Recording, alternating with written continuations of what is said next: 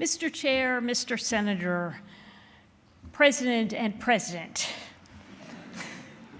colleagues and students, distinguished guests, it is a pleasure and honor to be here on this auspicious occasion.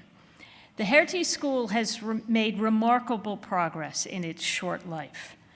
From its first degree, the Master of Public Policy, designed for individuals who want to help shape tomorrow's world, to the newest Master of International Affairs, which offers a profound understanding of today's global policy challenges, the school has taken on the prospect of the 21st century with both energy and wisdom. And it is a great credit to the vision of the Hertie Foundation. I remember a mere 15 years ago, it seemed like such an audacious idea. And to the leadership of Helmut Anheier, who has made much of that audacious vision a reality. I want to congratulate him and his successor, Hendrik Anderlein, for their courage and conviction in taking on these challenges. There's much to be said about those challenges and the need for both vision and tenacity in confronting them. Helmut Anheier himself has contributed a comprehensive and thoughtful analysis of the future of the public policy school in general, and I hope we may hear a few of his satisfactions in a job well done shortly.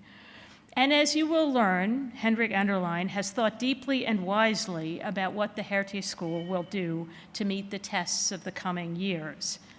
As you anticipate this transition, and for those of you joining the school now, as you embark on this journey, you can be confident that you are in extraordinarily good hands.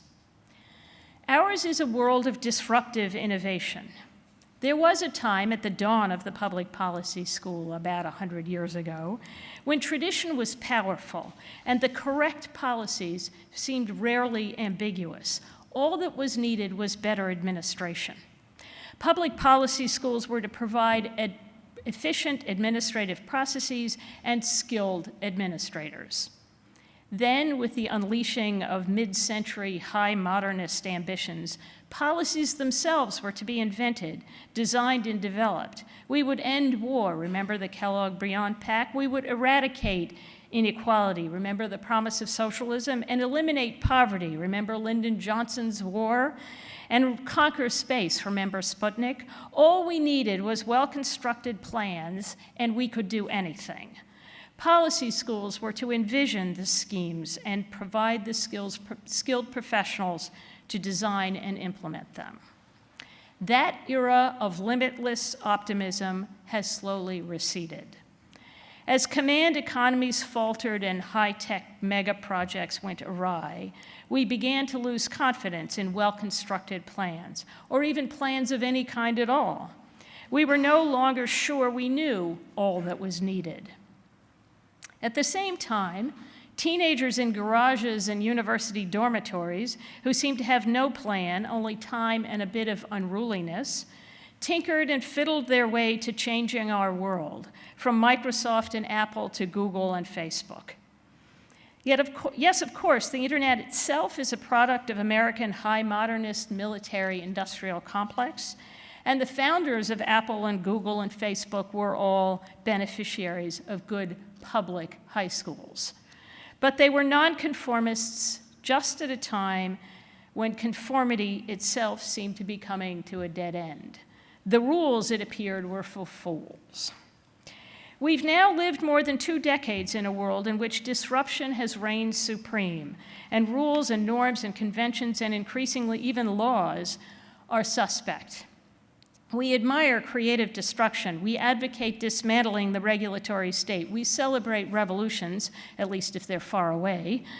And we reward libertarian skepticism of authority. We indulge offenses against the etiquette of modern governance as political figures from the American President Trump to the former British Foreign Secretary Johnson to the Philippine President Duarte mock, threaten, and bully their opponents.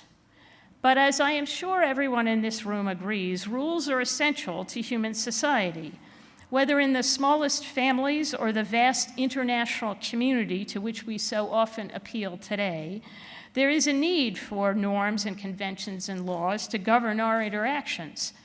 Hobbes was correct that life in the state of nature would have been nasty, brutal, and short, but there actually was no human society of war, of all against all. Authority and deference, rules and norms are constitutive of that very society, and that is what governance is.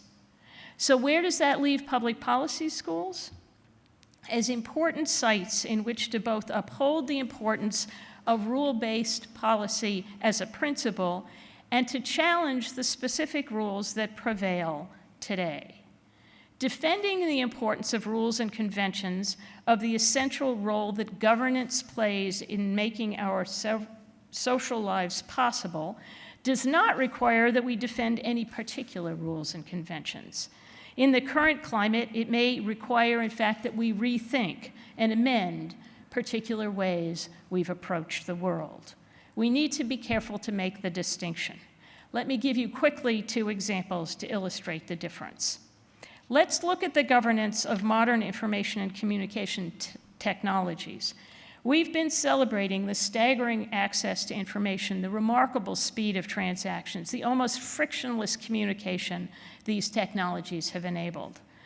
But of course, what travels on these powerful media is not necessarily good for our political and social comity, even as they may have enriched our individual lives and private interests.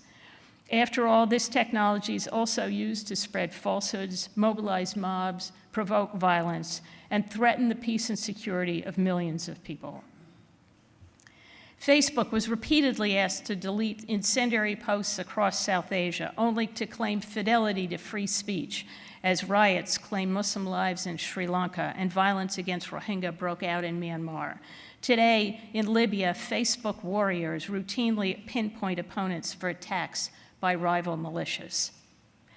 As Max Fisher recently observed in the New York Times, Facebook and many Westerners have long treated those issues as safely over there, meaning countries in which weaker institutions, lower literacy rates, and more recent histories of violence. But chillingly, similar Facebook links problems are becoming increasingly visible in wealthy, developed countries like the United States, and I might add, Germany.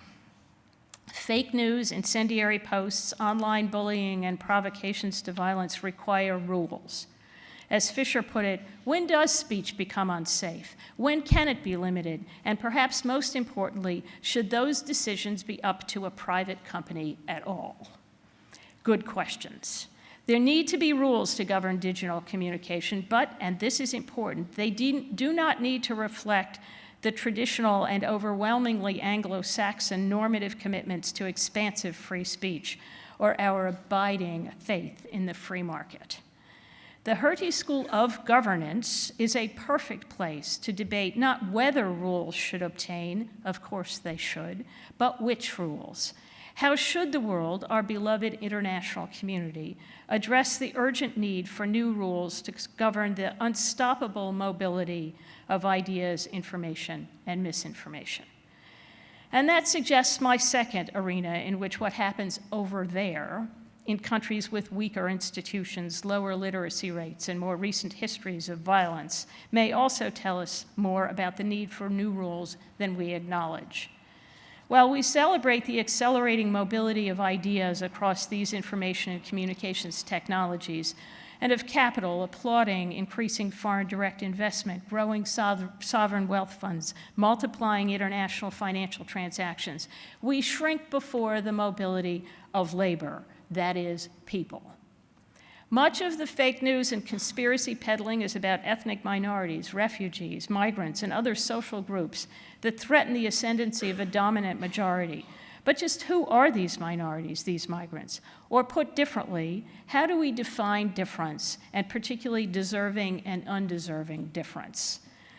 As Ibrahim Awad and Usha Nacharan write in a recent article in the Cairo Review of Global Affairs, most of the refugees in the world, 84%, are in the global south. Who are these people? As they say, the dominant discourse on migration privileges certain types of individual suffering, discrimination, persecution, torture, as worthy of international notice and protection, while normalizing the more widespread and systematic suffering caused by other factors. We treat political persecution and religious persecution as intolerable, but we see drought and famine as natural. We see war and conflict as terrible evils, but we see the millions of preventable and unnecessary infant deaths from unsanitary water or malaria as normal. We see ethnic strife as a serious threat to international peace and security, but we treat widening inequalities of power and wealth as natural.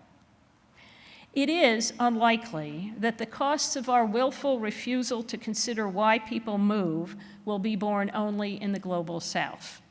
After all, the very same information technologies that spread lies and hatreds also spread hopes and dreams. The possibility of clean water, of law and order, of public health and education is increasingly visible and increasingly desirable to those who don't have them. If they can't get them where they are, they will move.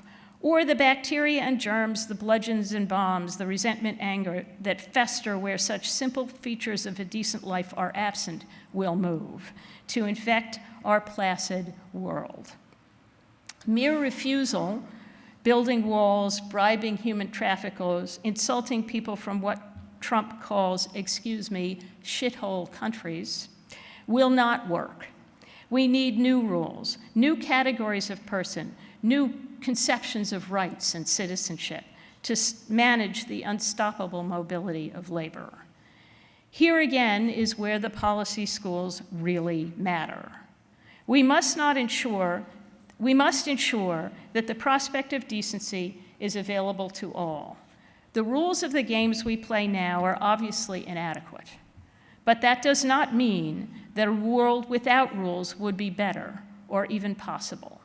Schools like the Hertie School of Governance have both the opportunity and a responsibility to advocate for rule-based order and to lead in the design of the new order, the new systems of rules that will protect and expand the realms in which not just wealth and power, but truth and justice are the measure of politics, economics, and policymaking.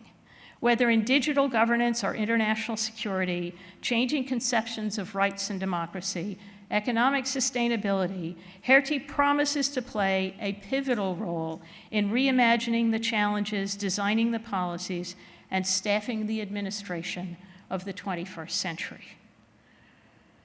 Thanks again to the Hertie Foundation for its visionary support of this essential project, to Helmut and Heyer for having set the school on such an auspicious path, and best wishes to Hendrik Enderlein as he steers us forward. Thank you.